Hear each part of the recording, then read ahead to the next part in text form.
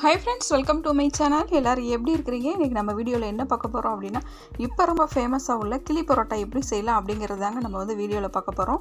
முட்டை இல்லாத மைதா மாவு பரோட்டா எப்படி செய்யறங்கறத நான் ஏற்கனவே வீடியோ போட்டுருக்கேன். நீங்க பிளேலிஸ்ட்ல செக் பண்ணி பாருங்க. அதோட வீடியோ லிங்க் டிஸ்கிரிப்ஷன் பாக்ஸ்ல தரேன். அந்த வீடியோவை பார்த்துட்டு நீங்க இது மாதிரி வந்துட்டு பரோட்டா வந்துட்டு செஞ்சு எடுத்துக்கங்க. பரோட்டா வந்துட்டு பாத்தீங்கன்னா நல்ல லேயரா வரதுக்காக இந்த மாதிரி வந்து அடிச்சு எடுத்துக்கங்க. அப்பதான் வந்துட்டு நமக்கு வந்து பாத்தீங்கன்னா நல்ல லேயரான பரோட்டா வந்து நமக்கு வந்து கிடைக்கும். வாழை இலை வந்துட்டு எடுத்துட்டு வந்துடலாங்க. முத்தின வாழை இலையா இல்லாமல் இந்த மாதிரி வந்துட்டு இலை வாழை இலையாக வந்துட்டு எடுத்துகிட்டு வந்துருங்க. அதில் நம்ம இப்போ ரெடி பண்ணி வச்சுருக்கிற பரோட்டா வந்துட்டு ஃபஸ்ட்டு வந்துட்டு ஒன்று மட்டும் எடுத்து வச்சுக்கோங்க.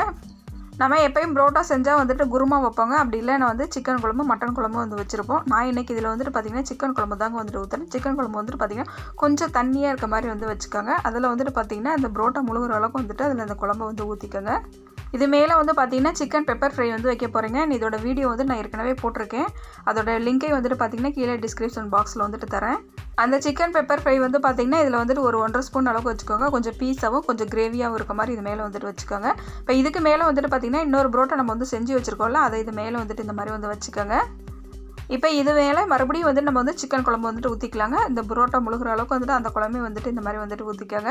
இப்போ இதை வந்துட்டு மடிக்க ஆரம்பிச்சிடலாம். ஃபஸ்ட்டு நான் இப்போ மடிக்கிறோம் பாருங்கள். இந்த மாதிரி வந்துட்டு மடித்து விட்டுக்கோங்க. இப்போ இந்த மாதிரி வந்துட்டு வாழை இலை வந்துட்டு நீங்கள் பிஞ்சு இலையை எடுத்திங்கன்னா தான் இந்த மாதிரி வந்து மடித்து விடுறப்போ வந்துட்டு உடையாமல் இருக்கும். இப்போ நூல் ஒன்று எடுத்துகிட்டு இதை நல்லா வந்துட்டு சுற்றிலும் இந்த மாதிரி வந்து ரவுண்ட் ஷேப்பில் வந்துட்டு பண்ணி கட்டி விட்டுறலாங்க. ஏன்னா வந்துட்டு நம்ம இந்த இலை வந்துட்டு அவுறாத அளவுக்கு இதை நல்லா வந்துட்டு முடிச்சு போட்டு வந்துட்டு கட்டி விட்டுருங்க. நூல் நிறைய சுற்றி இருக்கு அப்படின்னு பார்க்காதீங்க. நம்ம அது வந்து தோசை தவாலை வச்சு வந்து நம்ம வந்து சுடுறப்ப வந்துட்டு இந்த நூல் வந்துட்டு அப்போ தான் வந்து அருந்து போகாமல் இருக்கும். அதனால தான் வந்துட்டு நிறைய நூல் வந்துட்டு இதில் வந்துட்டு சுற்றிருக்கேன். நீங்கள் முத்தின வாழை இலையை எடுத்துட்டிங்கன்னா இந்த மாதிரி வந்து நமக்கு மடிக்கிறதுக்கு வராதுங்க. நம்ம ஊற்றிருக்க இந்த கிரேவி ஃபுல்லும் வந்துட்டு வெளியே வந்துடும். அதனால் வந்துட்டு பிஞ்சு இலையவே இந்த மாதிரி எடுத்துகிட்டு இப்போ முடிச்சு போட்டு இந்த மாதிரி வந்துட்டு கட்டி விட்டுருங்க.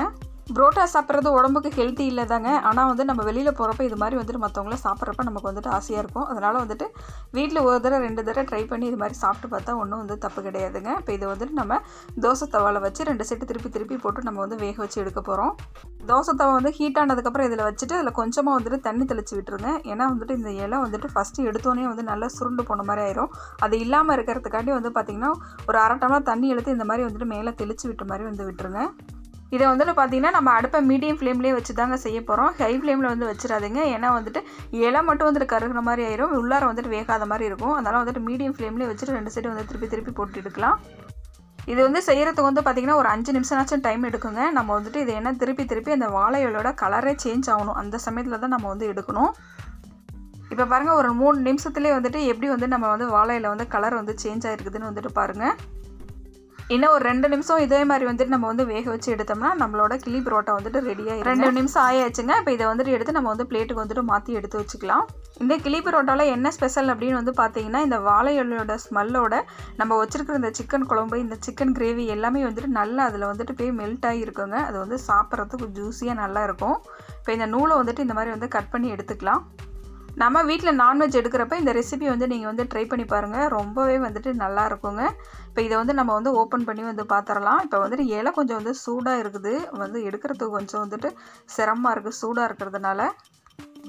இப்போ நான்ஸ்டிக்கோட வந்துட்டு நீங்கள் என்ன கல் தவாலாம் வச்சு எடுத்து பார்த்தீங்கன்னா இந்த இலை இன்னும் வந்துட்டு சுருண்டு போன மாதிரியே இருக்குங்க. இங்கே பாருங்கள், ஓப்பன் பண்ணி பார்க்கலாம். இப்போ பாருங்கள் எவ்வளோ கமகமன்னு வாசத்தோடு இருக்குது. இந்த வாழை இலையோட ஸ்மெல்லு தாங்க இதில் வந்துட்டு ஹைலைட்டே.